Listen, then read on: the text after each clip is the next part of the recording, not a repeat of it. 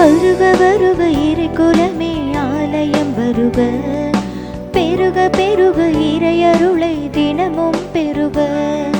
வருக வருக இறைக்குலமே ஆலயம் வருக, பெருக பெருக இறையருளை தினமும் பெருக. இதயங்களை திறந்தவராய் இறைப்பதம் வருவோம், இறைப்பதம் வருவோம்.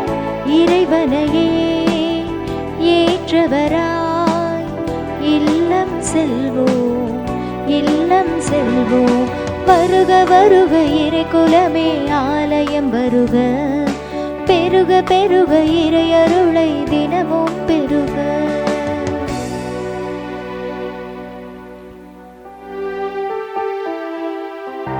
தந்தை மகன் தூயாவின் பெயராலே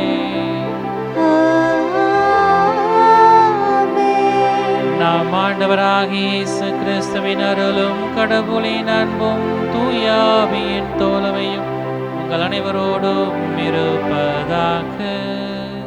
ஆன்மாவோடும் இருப்பதாக.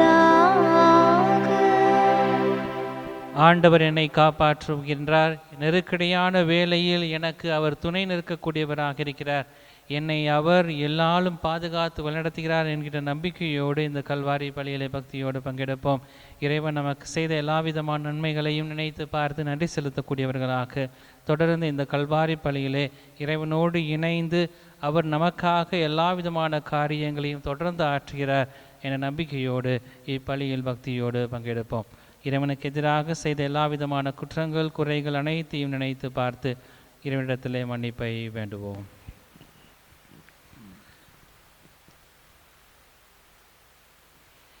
இயலாமல்ல இறைவனிடமும் சகோதர சகோதரிகளே, உங்களிடமும் நான் பாவி என்று ஏற்றுக்கொள்கிறேன். ஏனெனில் என் சிந்தனையாலும் சொல்லாலும் செயலாலும் கடமையில் தவறியதாலும் பாவங்கள் பல செய்தேன். என் பாவமே என் பாவமே என் பெரும் பாவமே. ஆகையால் எப்பொழுதும் கன்னியான புனித மரியாவையும் வானதூதர் புனிதர் அனைவரையும் சகோதர சகோதரிகளே உங்களையும் நம் இறைவனாகிய ஆண்டவரிடம் எனக்காக வேண்டிக் கொள்ள மன்றாடுகிறேன். இயலாமல இறைவன் நம்மீது இரக்கம் வைத்து நம் பாவங்கள் அனைத்தையும் மன்னித்து நம்மை நிறைவான வாழ்வுக்கு அழைத்துச் செல்வாராக. ஆமென்.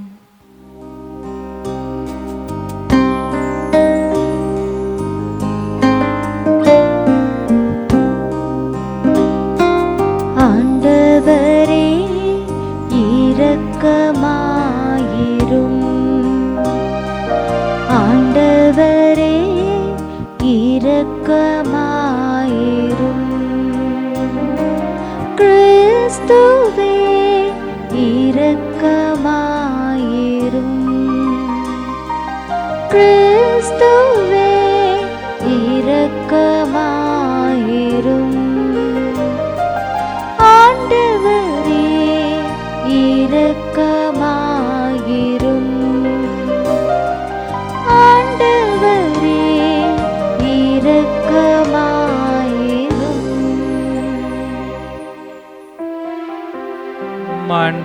மன்றாடுவோமாக. ஆண்டவரே, இவ்வுலக நிகழ்வுகளை உமது அமைதியின் வழியில் நீர் நெறிப்படுத்த உம்மை வேண்டுகின்றோம். இவ்வாறு உமது திரு அவை அமைதியான இறை பற்றில் மகிழ்ந்திருக்க அருள் புரிவீராக. உம்மோடு தூயாவியானவரின் ஒன்றைப்பில் இறைவனாய் என்றென்றும் வாழ்ந்து ஆட்சி செய்கின்ற அவர் வழியாக உம்மை மன்றாடுகின்றோம்.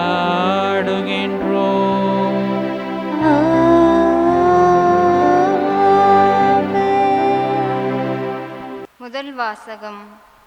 வலுவாதபடி உங்களை காக்கவும் மாசற்றவர்களாய் நிறுத்தவும் வல்லவர் கடவுளே. திருத்தூதர் யூதா எழுதிய திருமுகத்திலிருந்து வாசகம். அதிகாரம் 1, இறைவசனங்கள் 17 மற்றும் 20 25 முடிய. அன்பார்ந்தவர்களே, நம் ஆண்டவர் இயேசு கிறிஸ்துவின் திருத்தூதர்கள் முன்னுரைத்த வார்த்தைகளை நினைவில் கொள்ளுங்கள். தூய்மை மிகு விசுவாசத்தை அடிப்படையாக கொண்டு உங்கள் வாழ்வை கட்டி எழுப்புங்கள்.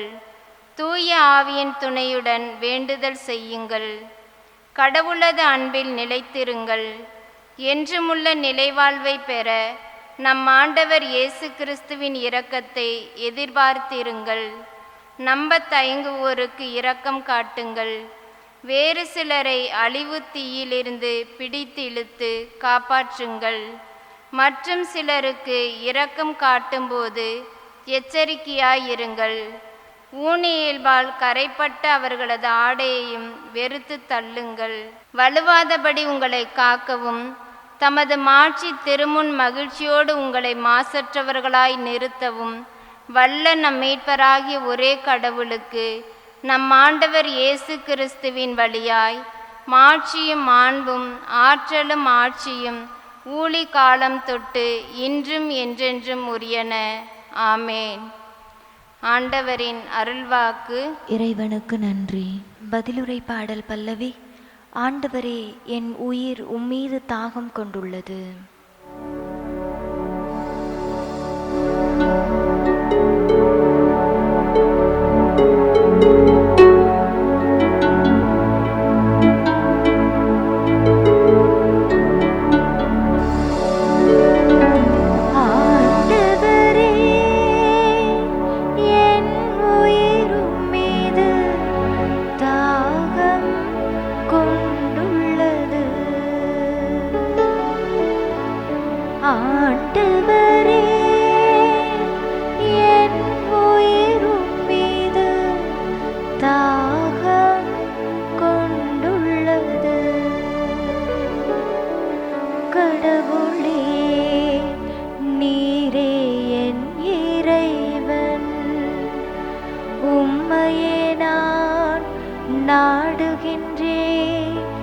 என் உயிர் உம்மீது தாகம் கொண்டுள்ளது.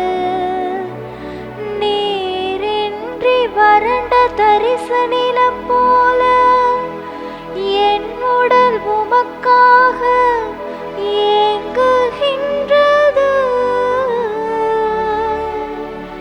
என் உடல் உமக்காக ஏங்குகின்றது. ஆண்டவரே, என் உயிர் உம்மீது தாகம் கொண்டுள்ளது. ஆண்டவரே, என் உயிர் உம்மீது தாகம் கொண்டுள்ளது. ஆற்றலையும் ஆட்சியையும் காண விழைந்து தூயகம் வந்து உம்மை நோக்குகின்றேன். ஏனெனில் உமது பேரன்பு உயிரினும் மேலானது. என் இதழ்கள் உம்மை புகழ்கின்றன. என் இதழ்கள் உம்மை புகழ்கின்றன. ஆண்டவரே, என் உயிர் உம்மீது தாகம் கொண்டுள்ளது. ஆண்டவரே, என் உயிர் உம்மீது தாகம் கொண்டுள்ளது.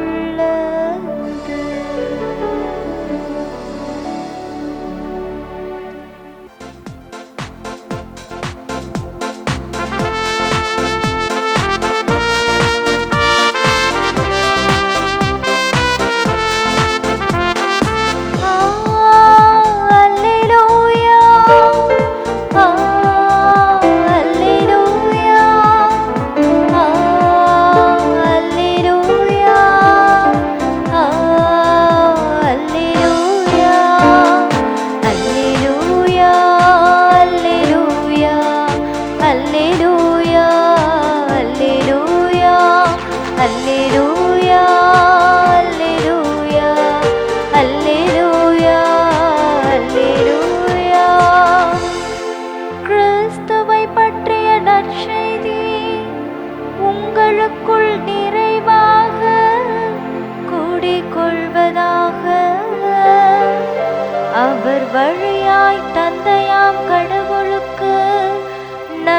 செலுத்துங்கள்.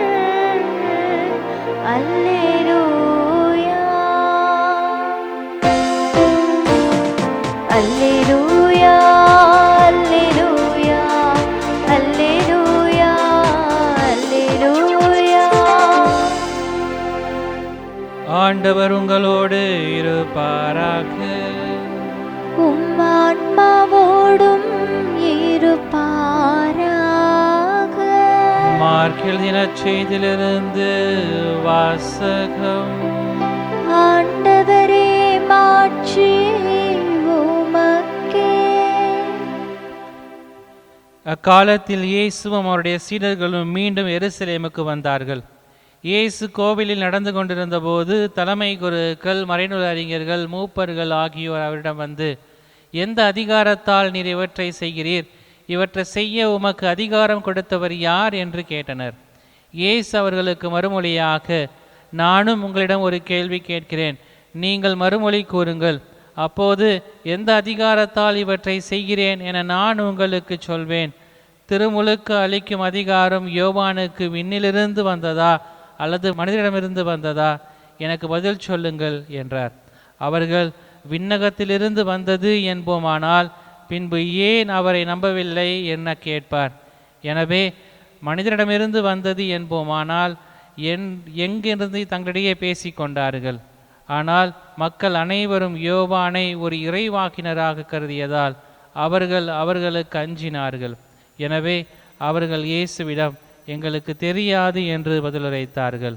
இயேசுவும் அவர்களிடம், எந்த அதிகாரத்தால் இவற்றை செய்கிறேன் என்று நானும் உங்களுக்கு கூற மாட்டேன் என்றார். இது கிறிஸ்துவின் நற்செய்தி. கிறிஸ்துவே, உமக்கு புகழ். கிறிஸ்துவுல் எனக்கு மிகவும் பிரியமான அன்பு சகோதர சகோதரிகளே, வாழ்க்கையிலே ஒரு மிக பெரிய கேள்விக்குறி இன்று நமக்குள் இருக்கக்கூடியதாக இருக்கிறது. நான் யாரை நம்பி இந்த உலகத்தில் வாழ்ந்து கொண்டிருக்கிறேன்? யாருக்கான ஒரு வாழ்வாக இருக்கிறது என்கின்ற ஒரு கேள்வியோடு தான் இன்று பல நேரங்களிலே நம்முடைய நாட்கள், வாழ்வு நகர்ந்து கொண்டிருக்கக்கூடியதாக இருக்கிறது. இன்று நற்செய்தியிலே அதிகாரத்தை மையமாக கொண்ட ஒரு சிந்தனையை, அல்லது இந்த மத தலைவர்கள், மறைநூல் அறிஞர்கள், மூப்பர்கள் இவர்களெல்லாம் இயேசுவிடத்திலே கேட்கக்கூடிய கேள்வி, எந்த அதிகாரத்தால் நீர் இவற்றை எல்லாம் செய்யக்கூடியவராக இருக்கிறீர்? இந்த கேள்விக்கு பின்னால் இன்னொரு கேள்வி உள்ளது. நீர் உண்மையாகவே மெய்யாகவே கடவுளால் அனுப்பப்பட்டவரா என்கின்ற ஒரு கேள்வியை தான் இந்த நபர்கள் இயேசுவிடத்திலே கேட்கக்கூடியவர்களாக இருக்கிறார்கள். இன்றைய வாசகங்கள் நமக்கு கற்பிப்பது என்னவென்றால், உண்மையான அதிகாரம் புனிதத்திலிருந்து வரக்கூடியதாக இருக்கிறது. உண்மையான ஞானம் கடவுளிடமிருந்து நமக்கு வரக்கூடியதாக இருக்கிறது. இந்த உண்மையான அதிகாரத்தையும் உண்மையான ஞானத்தையும் கொண்டவர்கள்தான் இயேசுவினுடைய உண்மையான சீடர்களாக, கடவுளுக்காக தாகம் கொள்ளக்கூடிய மனிதர்களாக இருக்கிறோம் என்பதை தான் இன்றைய வாசகங்கள் நமக்கு அழகாக சுட்டி காட்டக்கூடியதாக இருக்கிறது. இன்றைய முதல் வாசகத்திலே யூதாவினுடைய நூலிலே கடினமான காலங்களில் எப்படிப்பட்ட ஒரு சீடன் உண்மையான ஒரு வாழ்வை வாழ முடியும் என்பதை நமக்கு அழகாக யூதா சித்தரித்து காட்டக்கூடியவராக இருக்கிறார். கடவுளுடைய நம்பிக்கையில் அல்லது விசுவாசத்தில் உறுதியாக நிலைத்திருப்பதற்கான ஒரு ஊக்குவிப்பை அவர் இன்றைய முதல் வாசகத்தில் நமக்கு தரக்கூடியவராக இருக்கிறார். யூதா இந்த அழகான ஒரு அறிவுரையை இந்த வாசகத்தின் மூலமாக, அவருடைய சிறிய வாசகமாக இருந்தாலும், அவர் ஆவிக்குரிய முதிர்ச்சியிலே நம்முடைய வாழ்வை அமைத்து கொள்ளக்கூடியவர்களாக இருக்க வேண்டும். இந்த ஆவிக்குரிய முதிர்ச்சி என்று சொல்கிற போது கடவுளுடைய அன்பில் நிலைத்திருக்கக்கூடியவர்களாக, பிறரை வீழ்த்தி விடாமல் பிறருக்கு இரக்கம் காட்டக்கூடிய ஒரு வாழ்வை வாழ வேண்டும் என்கின்ற ஒரு அழைப்பை புனித யூதா இந்த முதல் வாசகத்தின் வழியாக தரக்கூடியவராக இருக்கிறார். விசுவாசம் என்பது அல்லது நம்பிக்கை என்பது வெறுமனையே நான் ஆலயத்திற்கு செல்கிறேன் அல்லது ஜெபத்தை இயந்திரத்தனமாக திரும்ப திரும்ப சொல்வது அல்லது மத கடமைகளை நான் அறிந்திருக்கிறேன் அதை செய்கிறேன் என்பதால் மட்டும் வந்துவிடுவதல்ல, மாறாக ஆவிக்குரிய முதிர்ச்சியினால் நாளுக்கு நாள் நாம் வளரக்கூடியவர்களாக இருக்க வேண்டும் என்பதை தான் இந்த முதல் வாசகத்தில் யூதா அழகாக சுட்டி காட்டக்கூடியவராக இருக்கிறார். புனித டொன் போஸ்கோ இளம் குருவாக துரின் நகரிலே அவர் பணி செய்து கொண்டிருந்த போது அவர் ஏழை எளிய அல்லது சிறுவர்களிடத்திலே இளைஞர்களிடத்திலே ஆர்வம் கொண்டு பணி செய்யக்கூடியவராக இருந்தார். அவர் இந்த பிலிப்பு நெறி என்று சொல்லப்படக்கூடிய புனிதருடைய வாழ்வை படித்துவிட்டு அந்த வாழ்வை மக்களிடத்திலே சொல்வதற்கான ஒரு இளம் குருவாக அவர் பணியாற்றி கொண்டிருந்த போது, நீங்கள் ஆடுங்கள், பாடுங்கள், மகிழ்ச்சியாக இருங்கள், ஆனால் பாவம் மட்டும் செய்து விடாதீர்கள் என்று சொல்லி அவர் இந்த இளைஞர்களையும் சிறுவர்களையும் வழிநடத்தக்கூடியவராக, மகிழ்ச்சியின் பாதையிலே அழைத்து செல்லக்கூடியவராக இருக்கக்கூடியவராக இருந்தார். பலர் இவரை கேலி செய்யக்கூடியவர்களாக இருந்தார்கள். இவர் ஆடுகிறார், பாடுகிறார், எல்லோரும் மகிழ்ச்சியாக இருக்கக்கூடியவராக இருக்கிறார் என்று சொல்லி இவருடைய வழிமுறைகளை எல்லாம் கேலி செய்யக்கூடியவர்களாக இருந்தார்கள். திருக்குழந்தைகளை கூட அழைத்து வந்து எல்லோரும் ஒன்று என்று சொல்லி எல்லோருக்குமான ஒரு நேரத்தை செலவழிக்கக்கூடிய ஒரு மனிதராக அவர் தன்னுடைய வாழ்வை அந்த துரின் நகரிலே அவர் செய்து கொண்டிருந்த போது பலர் இவரை முட்டாள் என்றெல்லாம் சொல்லி அவருடைய வாழ்வை கேள்விக்குறியாக்க மாற்றக்கூடிய ஒரு வாழ்வாக மாறக்கூடியதாக இருந்தது. அப்படி இருந்த சூழலிலே அங்கு இருந்த ஒரு குரு, வயது முதிர்ந்த குரு, இவரை ஒரு முறை அழைத்து டொன்போஸ்கோவிடம் கேட்டபோது, எப்படி உன்னால் இளைஞர்களோடும் அல்லது சிறுவர்களோடும் தெரு குழந்தைகளோடும் மகிழ்ச்சியோடு ஆடி பாடி சந்தோஷமாக அவர்களோடு இருக்க உன்னால் முடிகிறது என்று சொல்லி கேட்டபோது டொன்போஸ்கோ அழகாக சொல்கிறார், இன்று நமக்கு கடவுள் கொடுத்திருக்கிற அதிகாரம் என்பது இளைஞர்களை நேசிக்கிறோம் என்பது மட்டும் போதாது, மாறாக அவர்கள் நேசிக்கப்படுகிறார்கள் என்பதை அவர்கள் அறிய வேண்டும். அதற்கு அவர்களுக்குள்ளாக இருக்கக்கூடிய பிரச்சனைகளிலிருந்து அவர்கள் வெளிவரக்கூடியவர்களாக இருக்க வேண்டும். அவர்கள் நேசிக்கப்படுகிறார்கள், அவர்கள் அரவணைக்கப்படுகிறார்கள் என்கின்ற எண்ணத்தை அவர்களுக்குள் கொடுக்கக்கூடியவர்களாக இருக்க வேண்டும். அதை தான் நான் இன்று என்னுடைய அதிகாரத்தை கொண்டு, என்னுடைய பதவியை கொண்டு நான் செய்யக்கூடியவனாக இருக்கிறேன். இந்த அதிகாரமும் பதவியும் என்னிடத்திலிருந்து, புனித தன்மையிலிருந்து, தியாகத்திலிருந்து, உண்மையான அன்பிலிருந்து வெளிப்படக்கூடியதாக இருக்கிறது. அதனால் தான் இந்த சிறுவர்களுக்கும் இந்த இளைஞர்களுக்கும் என்னால் இப்படிப்பட்ட பணிகளை செய்ய முடிகிறது என்று சொல்லி அவர் அந்த வயதான குருவுக்கு சொன்னதாக அவருடைய வாழ்க்கை வரலாறு நமக்கு சுட்டி காட்டுகிறது. ஒரு புனித மனிதர் கடவுளை முழுமையாக நம்பியதால் ஆயிரக்கணக்கானோருக்கு, இளைஞர்களுக்கும் சிறுவர்களுக்கும் வாழ்வு கொடுக்கக்கூடியவராக மாறக்கூடியவராக இருந்தார் டொன் போஸ்கோ. யூதா இன்றைய முதல் வாசகத்தில் குறிப்பிடுவது போல, உங்களுடைய வாழ்க்கை நம்பிக்கை மற்றும் அன்பின் மீது கட்டியெழுப்பப்படக்கூடியதாக இருக்க வேண்டும். உங்களுடைய அதிகாரம் என்பது இந்த விசுவாசத்தின் வாழ்வாக, அன்பின் வாழ்வாக கட்டியெழுப்பப்படக்கூடியதாக இருக்க வேண்டும் என்று சொல்லக்கூடியவராக இருக்கிறார். இந்நற்செய்தி பகுதியிலே இந்த தலைமை குருக்களும் மூப்பர்களும் மறைநூலறிஞர்களும் இயேசுவிடத்திலே ஒரு சவாலான கேள்வியை கேட்கக்கூடியவர்களாக இருக்கிறார்கள். எந்த அதிகாரத்தினால் நீர் இவற்றை செய்யக்கூடியவராக இருக்கிறீர்? இயேசு அவளுடைய வெளி வேடமான கேள்வியை உணரக்கூடியவராக இருக்கிறார். காரணம், அவர்கள் உண்மையான கடவுளை அல்லது உண்மையை தேடவில்லை, மாறாக அதிகாரம், புகழ் இவற்றை அவர்கள் அடிப்படையாக கொண்டு தங்களுடைய வாழ்வை அமைத்து கொள்ளக்கூடியவர்களாக இருக்கிறார்கள்.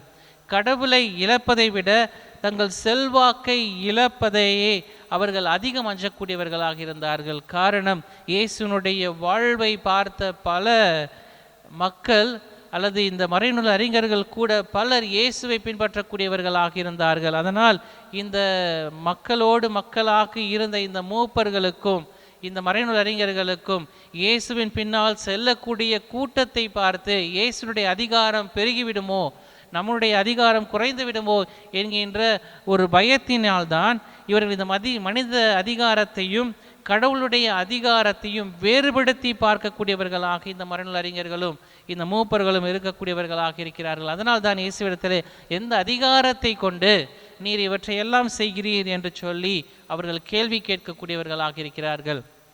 இந்த மறைநூல் அறிஞர்களும் மூப்பர்களும் இந்த மனித அதிகாரத்திற்கு அதிக முக்கியத்துவம் கொடுக்கக்கூடியவர்களாக இருந்தார்கள். காரணம், அவர்களுடைய பதவிகள், அவருடைய செல்வம், அந்தஸ்து, இன்னும் பலவற்றை அவர்கள் அடிப்படையாக கொண்டார்கள். அதனால் தான் இயேசு மீண்டும் மீண்டும் உங்களில் கடைசியானோர் முதலாவர் என்று சொல்லி, யாரெல்லாம் கடைசியானவற்றை தேடக்கூடியவர்களாக இருக்கிறார்களோ அவர்களே கடவுள் முன்பாக முதன்மையானவர்களாக இருப்பார்கள் என்று சொல்லி அந்த மக்களுக்கு, குறிப்பாக மறைநூலறிஞர்களுக்கும் மூப்பர்களுக்கும் மீண்டும் மீண்டும் அவர் சொல்லக்கூடியவராக இருக்கிறார்.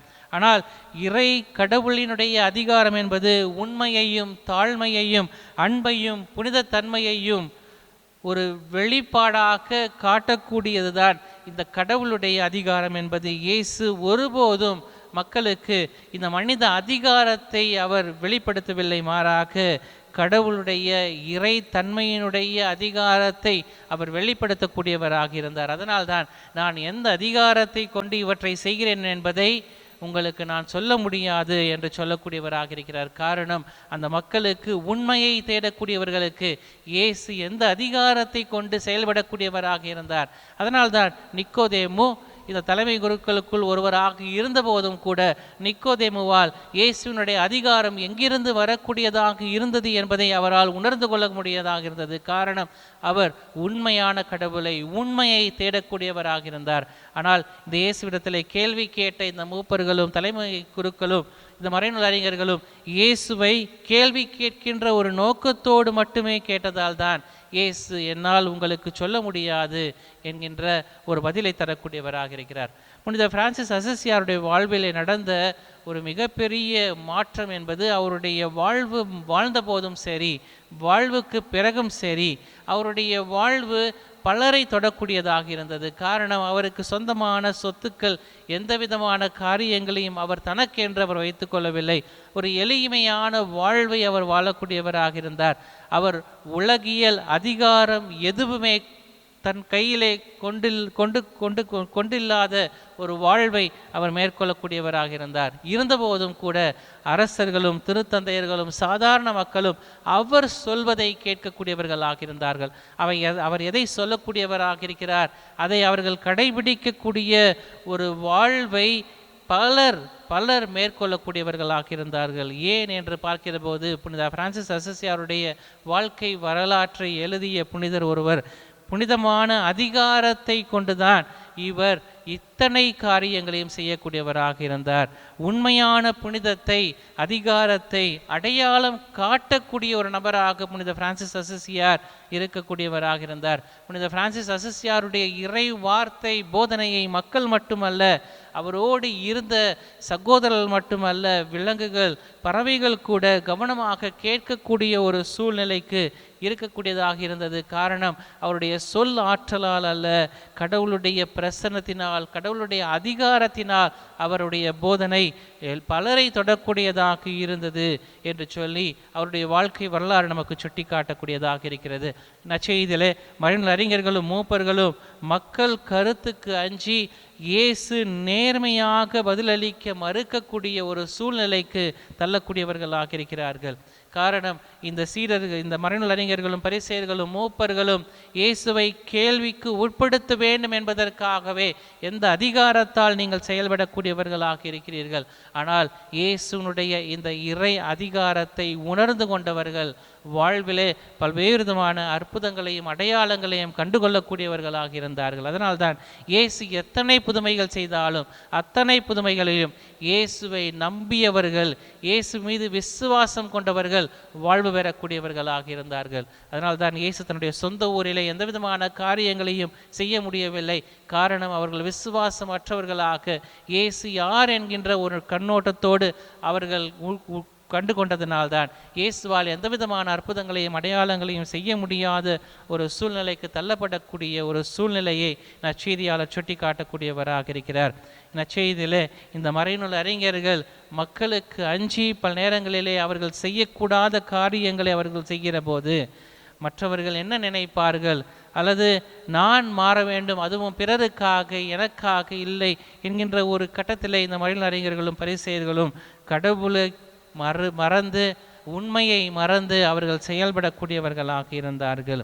ஒரு தத்துவ ஞானி ஒரு அழகான தத்துவ கதையை அவர் எழுதுகிற போது அவர் சொல்கிறார், இது ஜென் கதையிலிருந்து எடுக்கப்பட்டது. ஒரு பாலத்தை இன்ஜினியர் கட்டக்கூடியவராக இருக்கிறார். அந்த பாலத்தின் மீது ஒரு ஆபத்தான 2 காரியங்கள் வைக்கப்படுகின்றன. அந்த பாலத்தில் நடந்து செல்ல வேண்டும் என்றால் இந்த சைடு விழுந்தால் கடலிலே விழுந்து விடுவோம், இந்த சைடு மலையில் அடிபட்டு இறக்கக்கூடிய ஒரு சூழ்நிலை. ஆனால் அந்த பாதையிலே ஒருவர் மட்டுமே செல்ல முடியும் என்கின்ற ஒரு சூழ்நிலை. அந்த ஒரு நபர், வயது முதிர்ந்த ஒரு நபர், அந்த பாலத்தை கடப்பதற்கு மிகவும் சிரமப்பட்டு நடந்து பல மணி நேரங்கள் கடந்து செல்லக்கூடியவராக இருக்கிறார். அவர் கடந்து சென்ற பிறகு பின்னால் திரும்பி பார்க்கிறார். அங்கு ஒரு சிறுவன் வேகமாக நடந்து வந்து கொண்டிருக்கிறான். இவர் நடந்த வேகத்தை விட அதிகமான வேகத்தோடு அந்த சிறுவன் எந்த பயமும் இல்லாமல் நடந்து வந்து கொண்டிருக்கிறார். இதை பார்த்த அந்த முதியவர் இந்த சிறுவனிடத்திலே, நான் முதியவன், என்னால் நடக்க முடிந்த அளவிற்கு நான் வேகமாக நடக்க முடிந்த சூழ்நிலையிலும் கூட நான் மெதுவாக நடந்து வரக்கூடிய ஒரு சூழ்நிலைக்கு இந்த பாலம் இருந்தது. ஆனால் நீ எப்படி தைரியமாக வேகமாக நடந்து வரக்கூடியவராக இருந்தாய் என்று சொல்லி அந்த சிறுவனிடத்தில் கேட்டபோது அந்த சிறுவன் சொன்னான், நம்பிக்கையோடு தான். காரணம், இந்த பாலத்தை கட்டியது என்னுடைய தந்தை இந்த பாலத்தை கட்டியிருக்கிறார். இந்த தந்தை நன்றாக கட்டியிருப்பார் என்கின்ற நம்பிக்கையோடு நான் நடந்து வந்தேன் என்று சொல்லக்கூடியவனாக இருந்தான். இன்றைய வாசகங்களும் நமக்கு இதை தான் கற்றுத்தரக்கூடியதாக இருக்கிறது.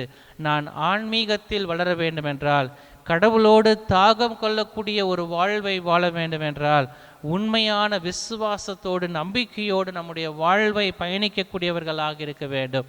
ஒரு மரம் புயலை தாங்குகிறது, அல்லது அந்த மரம் எல்லா விதமான ஆபத்துகளிலிருந்தும் தன்னை தற்காத்து கொள்கிறது என்றால் அதில் விளைந்திருக்கக்கூடிய கிளைகளால் அல்ல, மாறாக அதன் ஆணி வேரினால் அல்லது அடி வேரினால் அந்த மரம் ஆழமாக காக்கப்படக்கூடியதாக இருக்கிறது.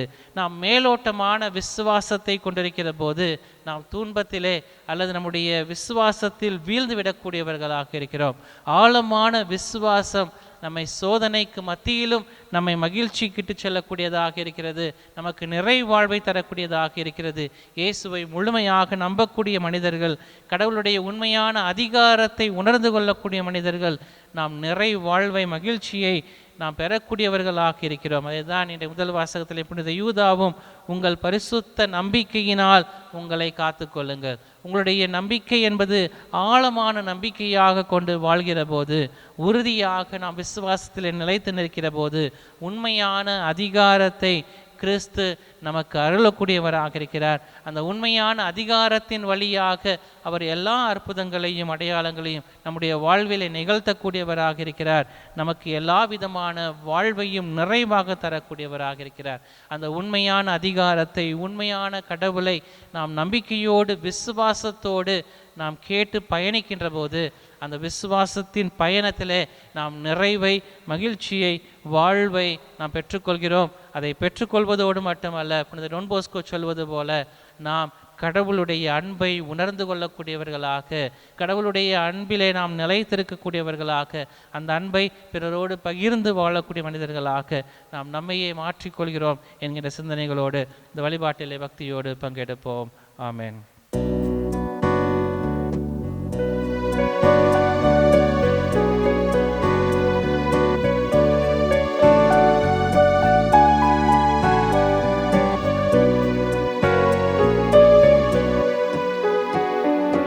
அன்பின் பலியாய் ஏற்பாய், உம்மை அணுகிடும் எளியவர் வேண்டுதல் கேட்பாய். அன்பின் பலியாய் ஏற்பாய், புண்படும் மனதின் துயர் தீர்ப்பாய். புண்படும் மனதின் துயர் தீர்ப்பாய், எமை புண்ணிய வாழ்வில் நிலை பெறச் செய்வாய். அன்பின் பலியாய் ஏற்பாய், உம்மை அணுகிடும் எளியவர் வேண்டுதல் கேட்பாய். அன்பின் பலியாய் ஏற்பாய்.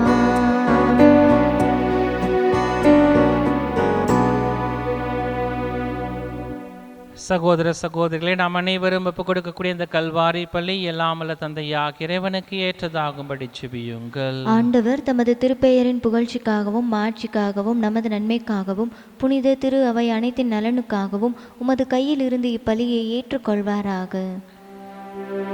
இறைவா, உமது பெயருக்காக நாங்கள் ஒப்புக் கொடுக்கும் இறை பற்றுள்ள பலியின் காணிக்கைகளை நீரே எங்களுக்கு அளித்துள்ளீ. ஆதலால் இப்பணியில் இருந்து நாங்கள் உமது பேறு பயன்களை அடைவதோடு முடிவில்லா கைமாற்றையும் பெற்றிட அருள் புரிவீராக. எங்கள் ஆண்டவராகிய இயேசு கிறிஸ்து வழியாக உம்மை மன்றாடுகின்றோம்.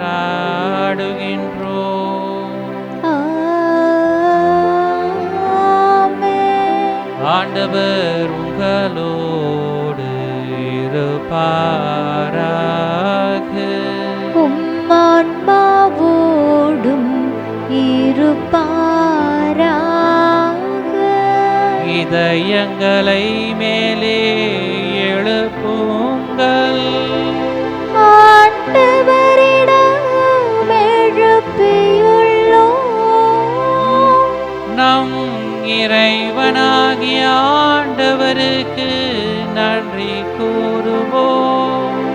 அது தகுதியும் நீதியுமானதே. ஆண்டவரே, தூயவரான தந்தையே, என்றும் உள்ள எல்லாம் அல்ல இறைவா, எங்கள் ஆண்டவராகிய கிறிஸ்து வழியாக எந்நாளும் எவ்விடத்திலும் நாங்கள் உமக்கு நன்றி செலுத்துவது மெய்யாகவே தகுதியும் நீதியுமாகும். எங்கள் கடமையும் மீட்புக்குரிய செயலுமாகும். கிறிஸ்துவின் இறப்பினை நாங்கள் அன்போடு கொண்டாடுகின்றோம். உயிர்ப்பினை உயிராற்றல் உள்ள நம்பிக்கையோடு அறிக்கையிடுகின்றோம். மாட்சியுடன் அவர் வருவார் என, மீண்டும் வருவார் என உறுதியோடு எதிர்பார்த்திருக்கின்றோம். ஆகவே புனிதர் வானக தூதர் அனைவரோடும் சேர்ந்து நாங்கள் அனைவரும் உம்மை புகழ்ந்தேத்தி முடிவின்றி அறிக்கையிட்டு ஆர்ப்பரித்து மகிழ்வதாவது: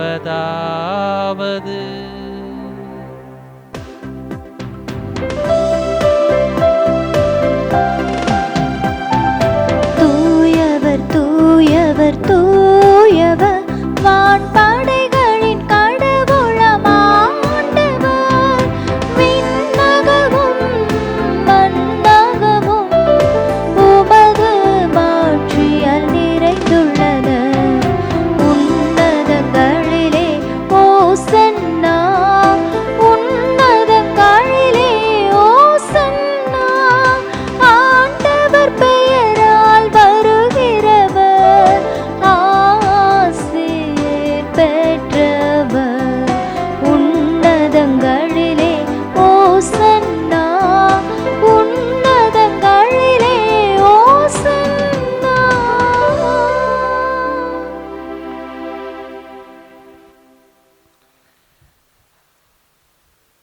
ஆண்டவரே, நிர்மையாகவே தூயவர், தூய்மை அனைத்திற்கும் ஊற்று. ஆகவே உடைய தூய ஆவியை பொழிந்தி காணிக்கைகளை தூய்மைப்படுத்த வேண்டும் என உம்மை தாழ்மையாய் வேண்டுகின்றோம். இவ்வாறு எங்கள் ஆண்டவர் இயேசு கிறிஸ்துவின் உடலும் இரத்தமுமாக எங்களுக்கு இவை மாறுவனவாக. அவர் பாடுபட உளம் கணிந்து தம்மை கையளித்த போது அப்பத்தை எடுத்து உமக்கு நன்றி செலுத்தி அதை பெற்று தம் சீடர்களுக்கு அளித்து அவர் கூறியதாவது: அனைவரும் இதிலிருந்து பெற்று உண்ணுங்கள், ஏனெனில் இது உங்களுக்காக கையளிக்கப்படும் என் உடல்.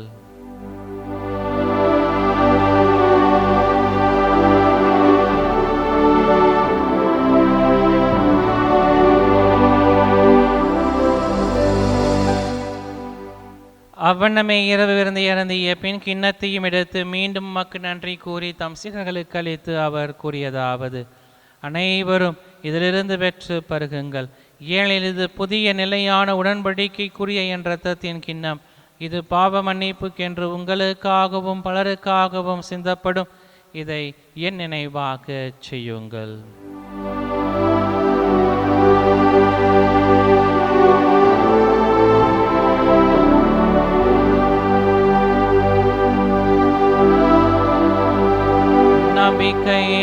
மறைபொருள்.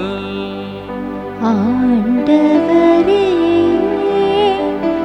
நீர் வருமளவும் உமது இறப்பினை அறிக்கையிடுகின்றோம், உமது உயிர்ப்பினையும் எடுத்துரைக்கின்றோம். ஆகவே ஆண்டவரே, நாங்கள் கிறிஸ்துவின் இறப்பினையும் உயிர்ப்பினையும் நினைவு கூர்ந்து வாழ்வதரும் அப்பத்தையும் மீட்பளிக்கும் கிண்ணத்தையும் உமக்கு ஒப்புக் கொடுக்கின்றோம். உம் திருமுன் நின்று ஊழியம் புரிய தகுந்தவர்கள் என எங்களை ஏற்றுக்கொண்டீர். எனவே உமக்கு நன்றி செலுத்துகின்றோம். மேலும் கிறிஸ்துவின் உடலிலும் இரத்தத்திலும் பங்கு கொள்ளும் எங்களை தூய ஆவியானவர் ஒன்று சேர்க்க வேண்டுமென உம்மை தாழ்மையாய் வேண்டுகின்றோம். இறைவா, உலகெங்கும் பரவி இருக்கும் அது திரு அவையை சிறப்பாக எங்களுடைய திருத்தந்தை இல்லையோ, எங்கள் ஆயர் ஆரோக்கியராஜ், ஏனைய ஆயர்கள், திருப்பணியாளர்கள், துறவியர், பொதுநிலையினர், உமக்கு சொந்தமான மக்கள் ஆகிய அனைவரையும் அன்பிலும் விசுவாசத்திலும் உறுதி பெறச் செய்திருளும். இங்கு கூடியிருக்கும் எங்கள் ஒவ்வொருவரையும் உம்முடைய அன்பின் நிறைவை அடைய செய்திருளும். மேலும் உயிர் தெழுவோம் என்கின்ற எதிர்நோக்கோடு துவில் கொள்ளும் எங்கள் சகோதர சகோதரிகளையும் இறந்தோர் அனைவரையும் இரக்கத்துடன் நினைவு கூர்ந்து உமது திருமுக ஒளியினுள் ஏற்றருளும். எங்கள் அனைவர் மீதும் இரக்கமாயிரம். கடவுளின் கன்னித்தாயான மாட்சிமிக்க மரியாள், அவருடைய அன்பு கணவரான புனித யோசேப்பு, புனித திருத்தூதர்கள், மறை சாட்சியர், இவ்வுலகில் உமக்கு உகந்தவராய் வாழ்ந்த புனிதர் அனைவருடனும் நாங்கள் நிலை வாழ்வில் தோழமை கொண்டு உம் திருமகன் இயேசு கிறிஸ்து வழியாக உம்மை புகழ்ந்தேத்தும் வரமருள உம்மை மன்றாடுகின்றோம்.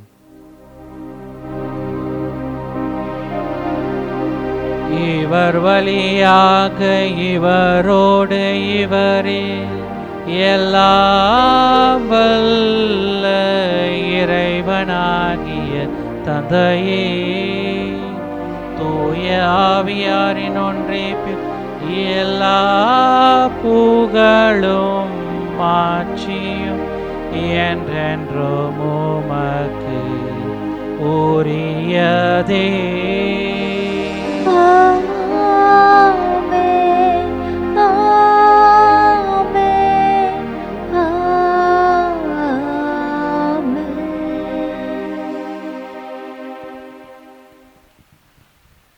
மீட்பரின் கடலையால் கற்பிக்கப்பட்டு இறை படிப்பினையால் பயிற்சி பெற்ற நாம் அனைவரும் துணிந்து சொல்லி ஜெபிப்போம். விண்ணுலகில் இருக்கின்ற எங்கள் தந்தையே, உமது பெயர் தூயது என போற்ற பெறுக. உமது ஆட்சி வருக. உமது திருவுளம் விண்ணுலகில் நிறைவேறுவது போல மண்ணுலகிலும் நிறைவேறுக. எங்கள் அன்றாட உணவை இன்று எங்களுக்கு தாரும். எங்களுக்கு எதிராக குற்றம் செய்வோரை நாங்கள் மன்னிப்பது போல எங்கள் குற்றங்களை மன்னியும்.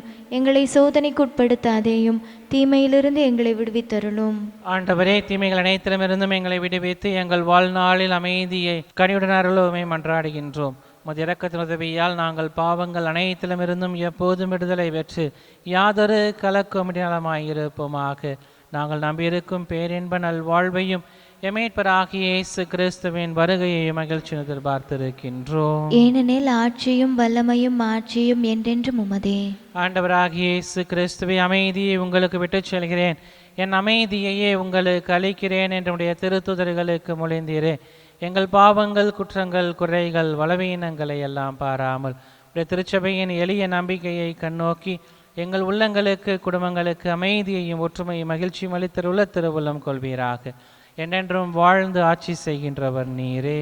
ஆமென். ஆண்டவருடைய சமாதானம் உங்களோடு என்றும் இருப்பதாக. உம் ஆன்மாவோடும் இருப்பதாக. ஒருவருக்கொருவர் உறவின் வாழ்த்தை பகிர்ந்து மகிழ்வோம். உலகின் பாவங்களை போக்கும் இறைவனின் செம்மறியே, எங்கள் மேல் இரக்கமாயிரும். உலகின் பாவங்களை போக்கும் இறைவனின் செம்மறியே, எங்கள் மேல் இரக்கமாயிரும். உலகின் பாவங்களை போக்கும் இறைவனின் செம்மறியே, எங்களுக்கு அமைதியை அளித்தருளும்.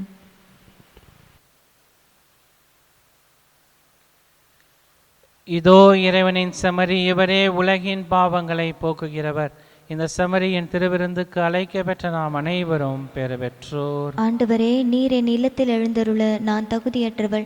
ஆனால் ஒரு வார்த்தை மட்டும் சொல்லியருளும், எனது ஆன்மா நலமடையும். ஆசை திருவிருந்துக்கான மன்றாட்டு.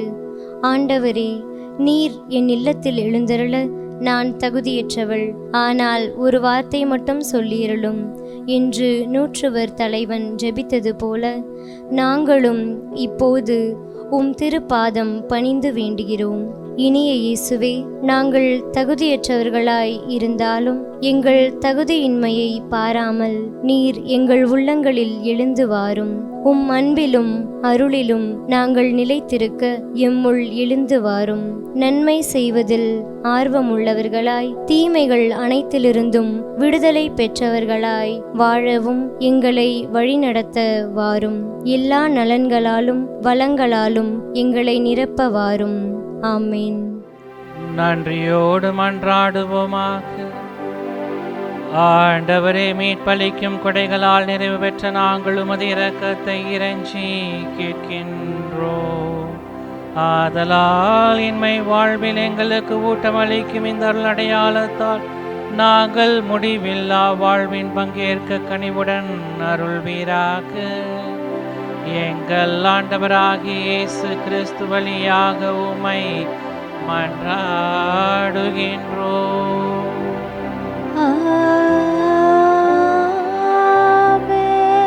ஆண்டவர் உங்களோடு இருப்பாராக. உம் ஆன்மாவோடும் இருப்பாராக. எல்லாம் வல்ல இறைவன் தந்தை, மகன், தூய ஆவி நாம் அனைவரையும் நிறைவாக ஆசீர்வதித்து வழிநடத்துவாராக.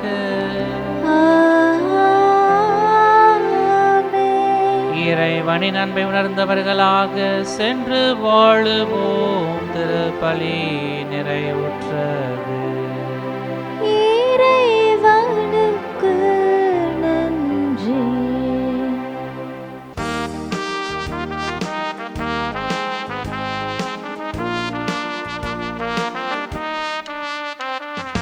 அன்னையின் அன்பு ஈடு இணையில்லாதது, அவள் அன்பின் முன்னே எதுவுமே நிலையில்லாதது.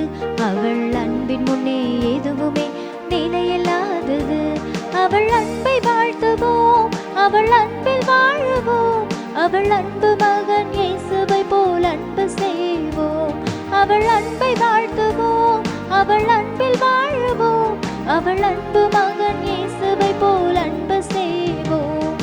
அன்னையின் அன்பு ஈடு இணையில்லாதது, அவள் அன்பின் முன்னே எதுவுமே நிலையில்லாதது. அவள் அன்பின் முன்னே எதுவுமே நிலையில்லாதது. தந்தை, மகன், தூய ஆவியாரின் பெயராலே ஆமென்.